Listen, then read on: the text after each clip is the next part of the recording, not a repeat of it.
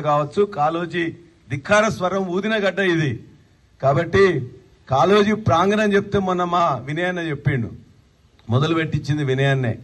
200 గజాల కోసం తిరుగుతూ దొరకకపోతే 3.5 ఎకరాలు కేసీఆర్ గారితో దాన్ని శాంక్షన్ చేయించుకొని 100 కోట్లతోని అద్భుతమైన కళా ప్రాంగణం కడితే కాళోజీ మావాడని చెప్తున్నాం. కాళోజీ ఏనాడు మీవాడు కాదు, కాంగ్రెస్ కు వ్యతిరేకంగా నిఖరంగా పోరాడినవాడు, ఇందిరమ్మ పాలనకు వ్యతిరేకంగా పోరాడినవాడు, ఎమర్జెన్సీకి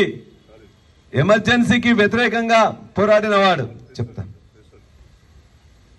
పట్టణానికి ఒక కానుక కాళోజీ పేరు మీద మనం చేస్తాం. అది ఏదో చిల్లరమల్లగా మామూలు హాల్ కట్టరు, అలా 2 ఉంటాయి, 2 కాదు 3 ఉంటాయి.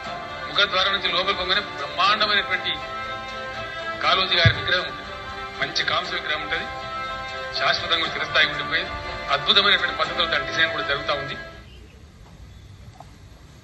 కాళోజీ గారి కోసం మా వినయన్న మొత్తం కూడా ఆ రోజున కష్టపడి మొత్తం కూడా అడిగితే తిరిగితే అంతకుముందు నుండి మొదలు పెడితే ఇవాళ అది శాంక్షన్ చేసుకొని 3.5 ఎకరాల్లో 100 కోట్లతో శాంక్షన్ చేయించుకుంటే చివరికి అలా నీకు కాకతాళీయంగా నువ్వు మాట్లాడొచ్చు, నీకు రావచ్చు.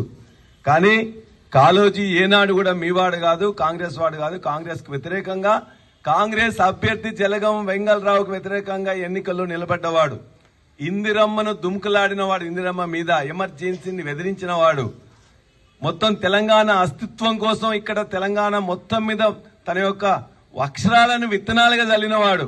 కాబట్టి కాళోజీ ఏనాడు కూడా మీవాడు కాదు. కాళోజీకి తెలంగాణకు సంబంధం ఉంది, కాళోజీకి కేసీఆర్ కి సంబంధం ఉంది తప్ప నీ వంటి అజ్ఞానులకు, అహంకారులకు కాళోజీని అర్థం చేసుకోవడానికి ఈ జన్మ కాదు మరొక జన్మ కావాలి.